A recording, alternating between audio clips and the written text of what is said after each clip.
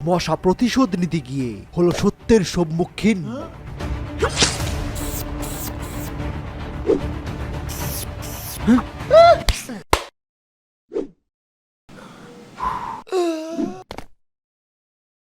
মা, ও এখনো কেন আসছে না? ভাবি, ভাইয়া মনে হয় আর বেঁচে নেই।